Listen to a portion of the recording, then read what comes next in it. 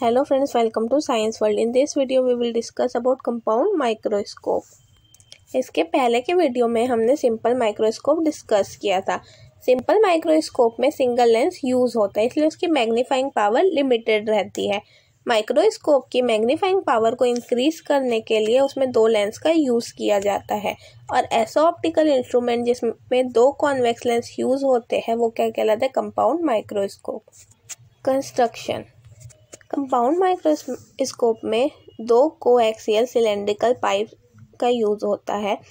उन दोनों पाइप्स के एंड में कॉन्वेक्स लेंस फिट किया जाता है। ये convex lens less focal length के होते हैं। जिस लेंस को ऑब्जेक्ट की तरफ रखा जाता है वो ऑब्जेक्टिव लेंस कहलाता है और जो लेंस हमारी आई के पास रहता है उसे आईपीस लेंस कहते हैं।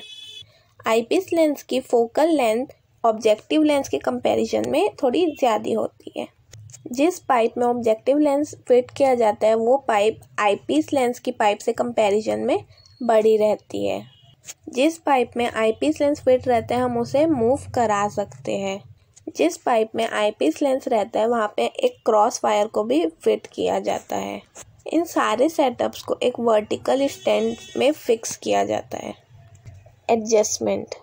सबसे पहले जिस पाइप में आईपीस लेंस फिट है उसे हम बैकवर्ड और फॉरवर्ड मूव करा के इस तरह से एडजस्ट करते हैं कि क्रॉस वायर क्लियर दिखाई दे।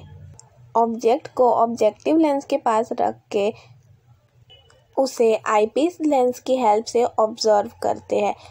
जिस पाइप में आईपीस लेंस है उसे इस तरह से मूव कराते हैं कि हमें जो ऑब्जेक्ट है वो क्लियरली दिखाई दे। Ray diagram. In figure 1, ray diagram of compound microscope has been shown when final image forms at least distance of distinct vision.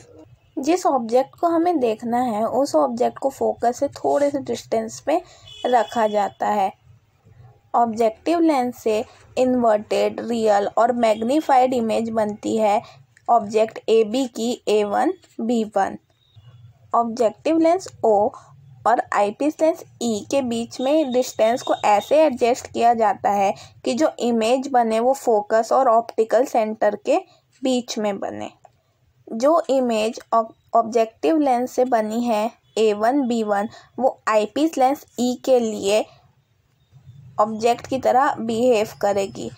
A1, B1 objective lens से इमेज बनी है और वही A1, B1 आईपीस लेंस के लिए object की तरह work करेगी, जिससे एक वर्चुअल, इरेक्ट और लार्ज इमेज बनेगी A2, B2। आईपीस लेंस को हम ऑब्जेक्टिव लेंस पाइप में इस तरह से मूव कराएंगे कि फाइनल इमेज जो है वो least distance of distinct vision में फॉर्म हो, जिससे फाइनल इमेज जो बनेगी कंपाउंड माइक्रोस्कोप से वो इन्वर्टेड, वर्चुअल और लार्ज होगी ऑब्जेक्ट के कंपैरिजन में। जो फिगर 2 में रे डायग्राम है वो क्या शो कर रहा है? जब इमेज जो है वो इन्फिनिटी में फॉर्म हो। ऑब्जेक्टिव लेंस O से इमेज A1, B1 जो बनेगी वो किस में बनेगी? आईपीस के फोकस पे, और वो आईपीस लेंस के लिए ऑब्जेक्ट की तरह वर्क करेगी। और हमें पता है जब ऑब्जेक्ट फोकस में हो तब उसकी इमेज इन्फिनिटी में बनती है। In figure 2, ray diagram of compound microscope has been shown when final image is formed at infinity. By objective O, the image A1, B1 of object is formed at focus of eyepiece E. A1, B1 works as object for eyepiece E, so as a result, its final image is formed at infinity from eyepiece E. Magnifying power. The ratio of angle of vision beta subtended by final image at eye to the angle of vision alpha subtended by object when it is placed at least distance of distinct vision is called magnifying power of compound microscope. It is denoted by small m. Mathematically, magnifying power of compound microscope is equals to angle subtended by final image at eye upon angle subtended by object when it is placed at least distance of distinct vision, और m is equals to beta upon alpha. Alpha और beta की value बहुत ही कम है, इसीलिए हम लिख सकते हैं m is equals to 10 beta upon 10 alpha. Figure 3 से हम 10 अल्फ़ा की वैल्यू निकाल लेंगे। टेन थीटा किसके इक्वल रहता है, परपेंडिकुलर अपॉन बेस। तो टेन अल्फ़ा की वैल्यू कितनी आ जाएगी, ten alpha is equals to A B upon D. अब हम टेन बीटा की वैल्यू निकाल लेंगे। फिगर 2 से हम निकाल लेंगे ten beta is equals to A1 B1 upon E B1। Ten alpha और टेन बीटा की वैल्यू को हम इक्वेशन 1 में पुट कर देंगे तो हमारे पास क्या वैल्यू आ जाएगी, M is equals to A1 B1 upon AB into D upon E B1। हमें पता है लीनियर मैग्निफिकेशन क्या होता है, height of image upon height of object. और A1 B1 क्या है, height of image formed by objective, और AB क्या है, हाइट ऑफ ऑब्जेक्ट। तो हम A1 B1 अपॉन AB को M0 के इक्वल मान लेंगे।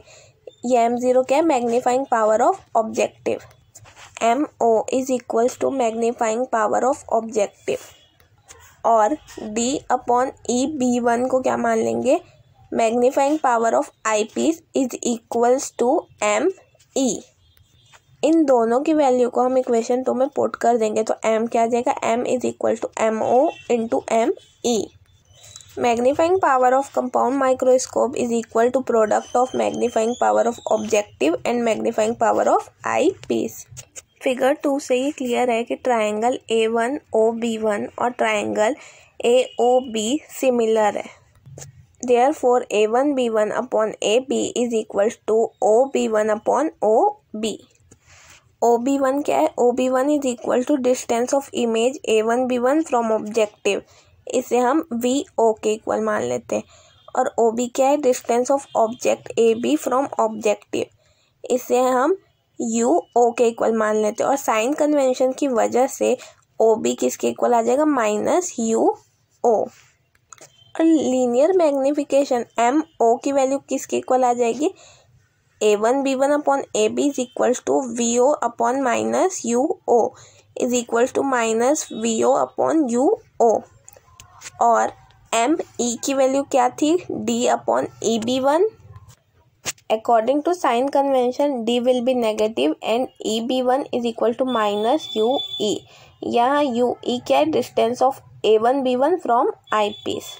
Therefore ME is equal to minus D upon minus UE which is equals to D upon UE।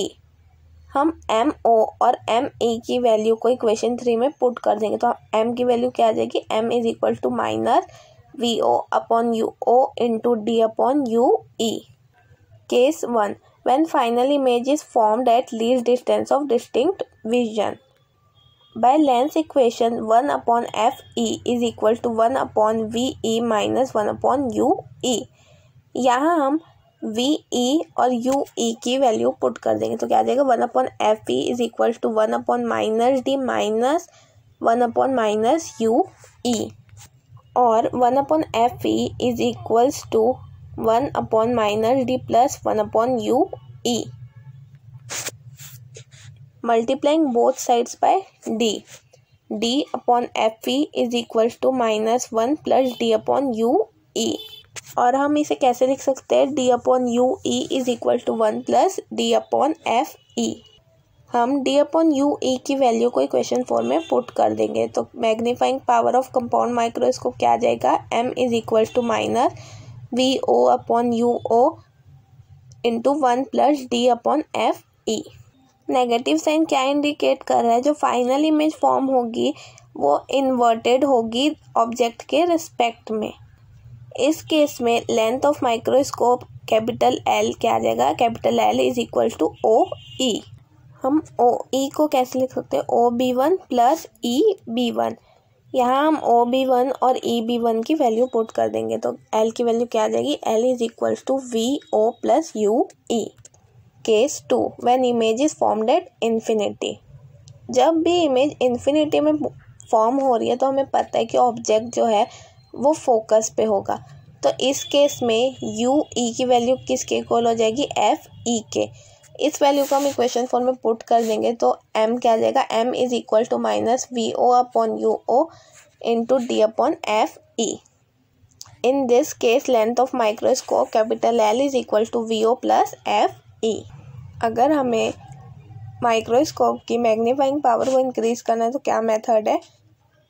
Objective की फोकल लेंथ लेस हो, ऑब्जेक्टिव और eyepiece के बीच का जो डिस्टेंस है वो ज़्यादा हो, आईपीस की भी फोकल लेंथ लेस होनी चाहिए है, और जो डिफरेंस हो ऑब्जेक्टिव और आईपीस की फोकल लेंथ में वो भी लेस होना चाहिए।